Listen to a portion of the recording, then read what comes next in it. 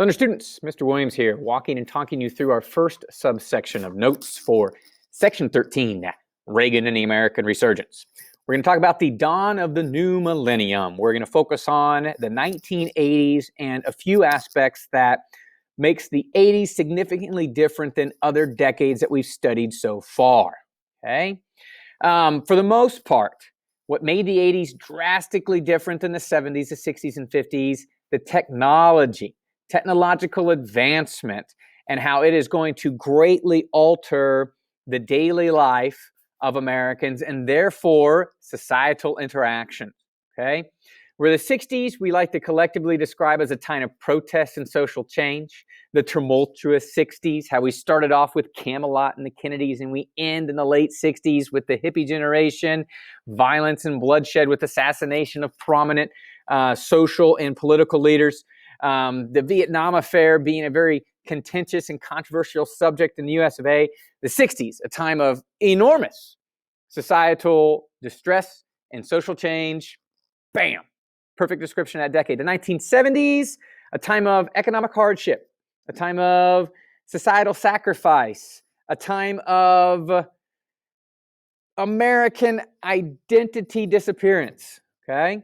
For the 1980s, neither one of those, all right? For the most part, the 80s, a time to have fun, make money, and enjoy life. And a lot of that is built off the idea of our economy coming back for the vast majority of Americans, not everybody, but for the vast majority of Americans, achieving economic fluency once again, or economic relief once again, and then just rapid advancements in technology that greatly enhances the daily lives of Americans, daily conveniences of Americans, and then increasing leisure time and getting us to a point where, you know what, we've struggled over the last 20 years, let's pump the brakes, lean back, and enjoy ourselves.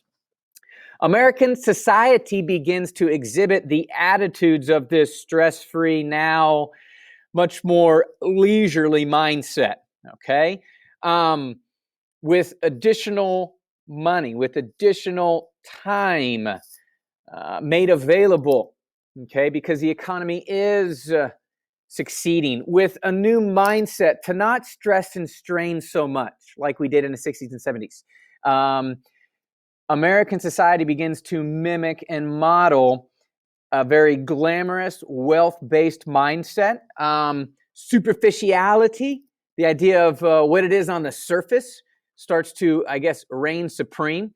Where conformity was present in the 1950s regarding economic affluency and how it manifests in American society, we see individualism that is born in the 1970s, coming off of and piggybacking off of that hippie generation. We see individualism expanded with financial, what's what we're looking for here?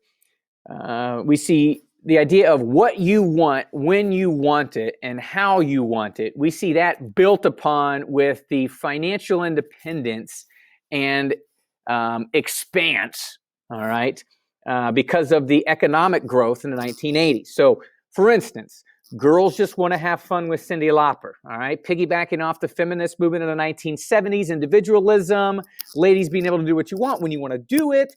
That is built on, that is grown in the 1980s, not only because of some of the social advancement, but also because we now have more leisure time and we have more financial wherewithal. We've got deeper pockets, we've got cash to spend. Personal wants and interest, also, boom, we've sacrificed, we've struggled to advance in the 60s and the 70s.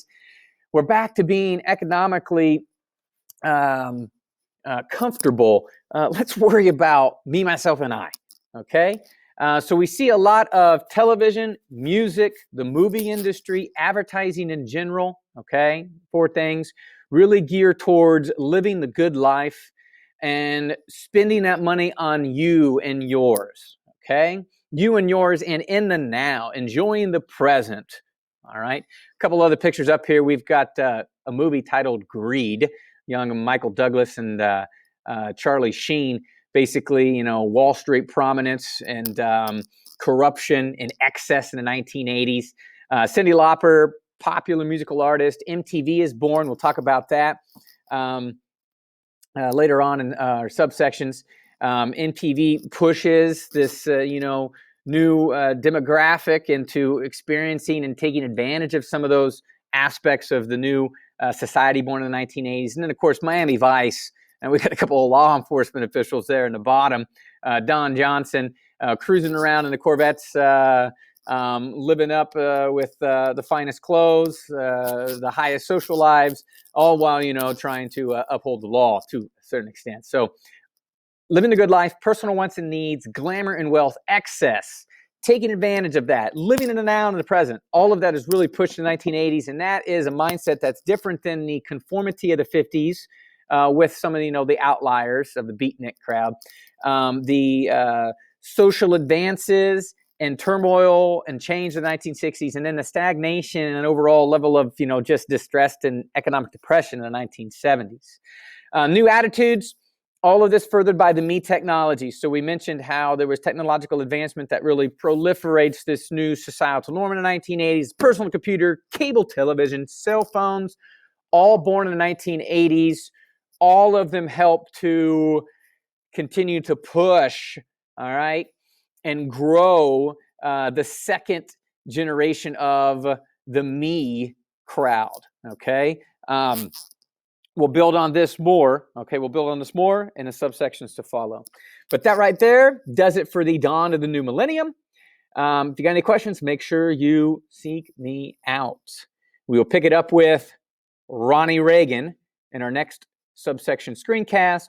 But for right now, that does it for some of the basics over what made the 80s different from the previous decades we've studied, societally speaking, in terms of the American psyche, so our mindset, all right, and some actual tangible aspects, mainly technology, and additional wealth that fuels those changes in those new mindsets. All right, see you later.